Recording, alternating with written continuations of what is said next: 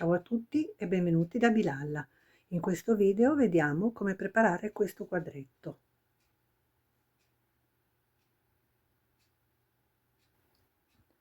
Per cominciare ci servirà una base legnosa di qualunque tipo di legno. L'importante è che abbia un sufficiente spessore, tipo questo, in quanto utilizzando lo stucco umido potrebbe incurvarsi.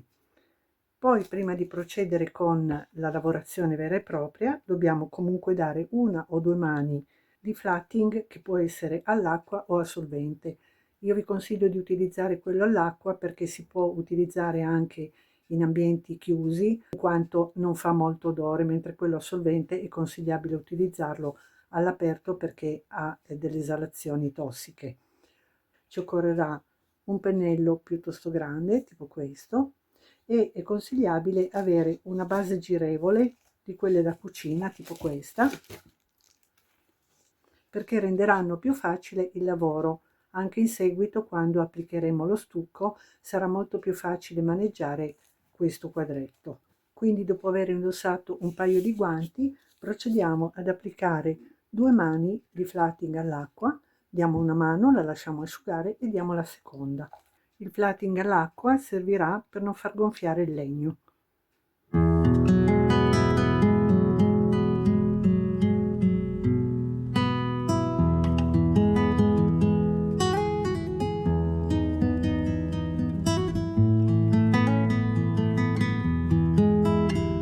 Quando il flatting sarà bene asciutto, dobbiamo dare una mano di aggrappante.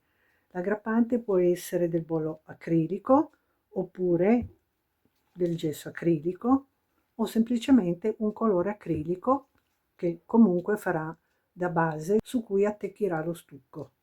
E anche l'aggrappante, una volta applicato, lo lasceremo asciugare bene.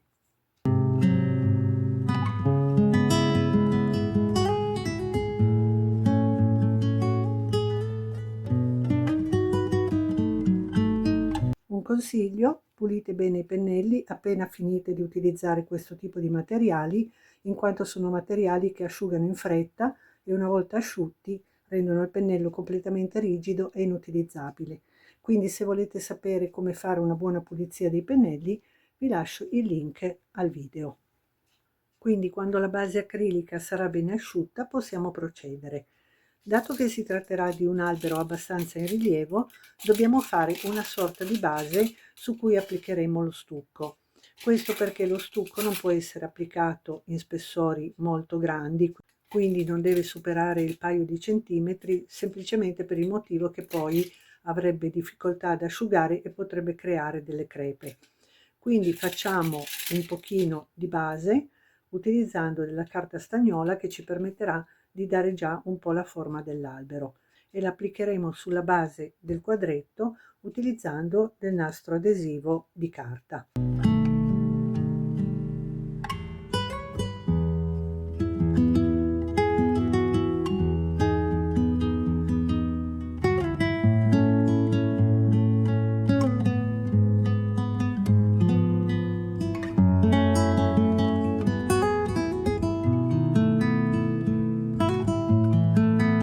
Una volta che abbiamo preparato bene la base dell'albero, possiamo procedere a coprirlo con lo stucco.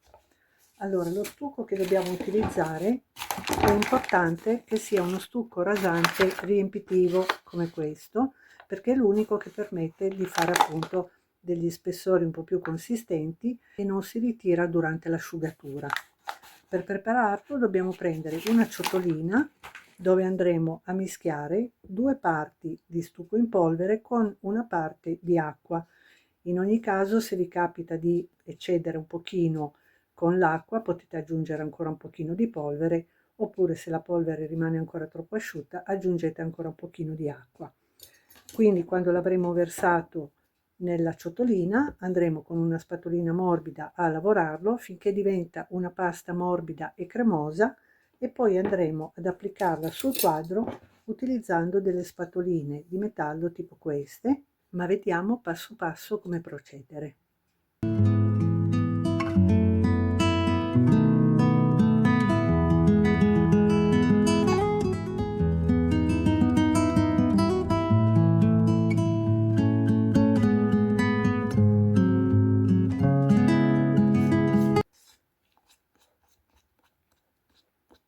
l'impasto è pronto quando ha questa consistenza, che tende a non cadere troppo facilmente dalla spatolina. Quindi possiamo cominciare ad applicarlo sul quadro.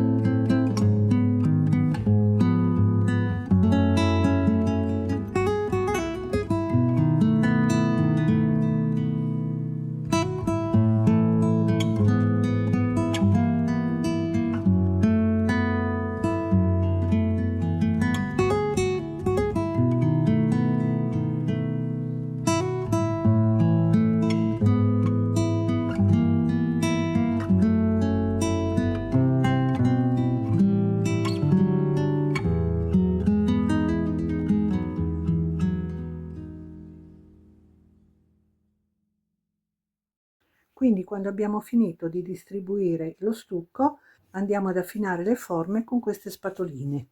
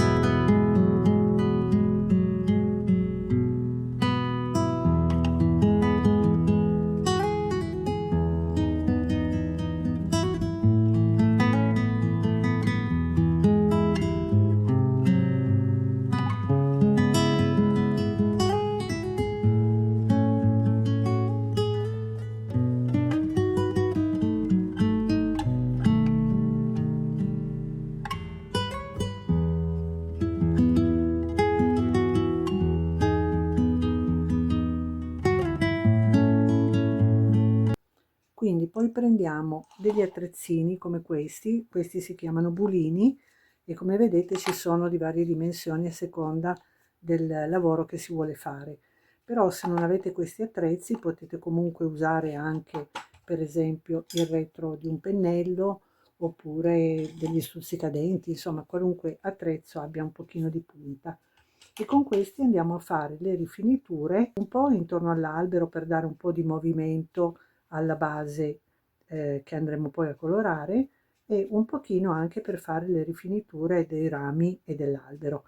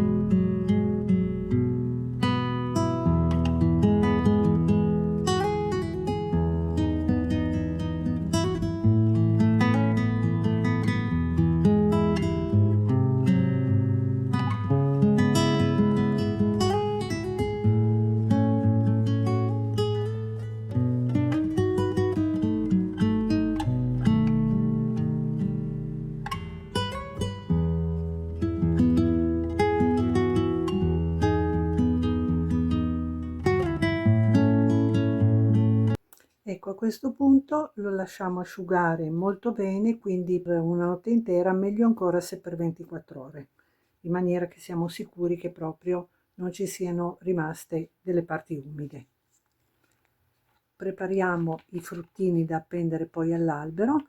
Io utilizzerò questi stampi in silicone che in realtà sono stampi da cucina, ma vanno bene perché comunque in questo caso non c'è bisogno di uno stampo molto dettagliato. Del gesso alabastrino, che anche questo andrà mischiata la polvere, 2 unità di polvere e una di acqua.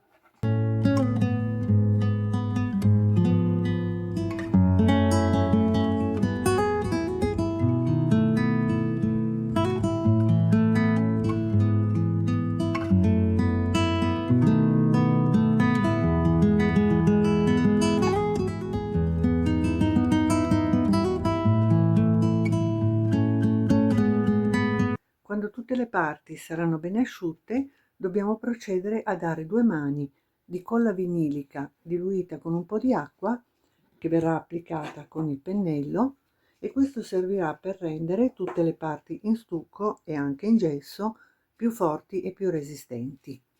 Quindi in una ciotola andiamo a mischiare un pochino di Vinaville con un pochino di acqua.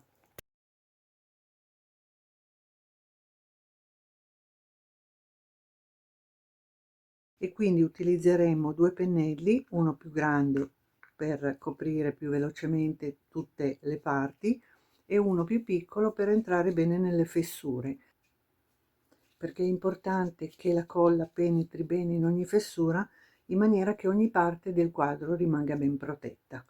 Quindi diamo prima un'applicazione sia sul quadro che sulle medine, poi lasciamo asciugare bene e poi diamo la seconda mano.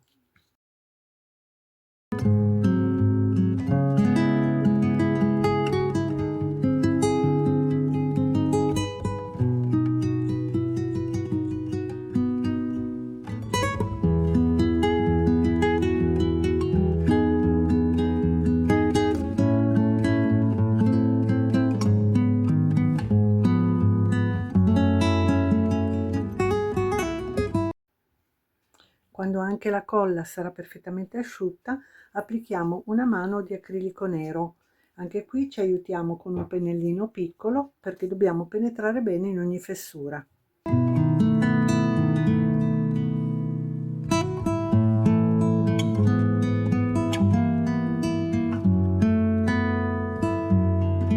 Quando il colore nero di base sarà bene asciutto, possiamo procedere alla colorazione vera e propria. Per fare questo abbiamo bisogno di qualche colore acrilico, può anche essere un colore a tempera acrilica, in quanto non deve andare letteralmente a coprire il quadro, ma ci servirà soltanto per dare delle sfumature.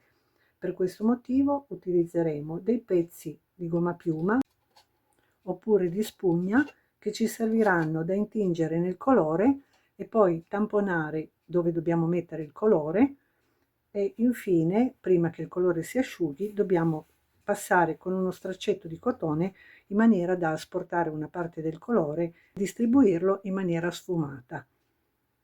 Quindi se il colore dovesse rimanere troppo denso, piuttosto lo allunghiamo con un goccino di acqua.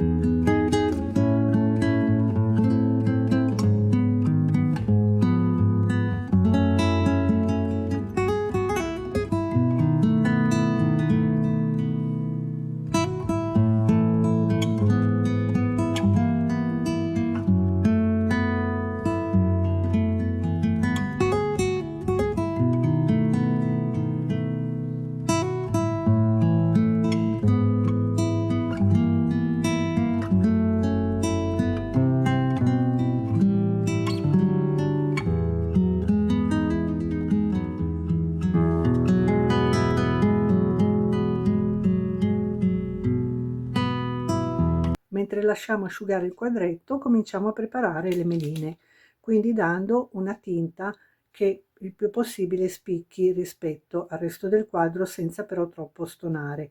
Quindi se abbiamo dato delle tonalità un po' rosse, possiamo comunque dipingerle di rosso. In questo caso preferisco utilizzare una vernice color oro ducato, perché è comunque una vernice che dovrebbe risaltare rispetto al colore dell'albero, ma non si distacca troppo dal colore dell'albero, che è prevalentemente un bronzo. A questo punto non resta che applicare le meline sull'albero utilizzando una colla molto forte.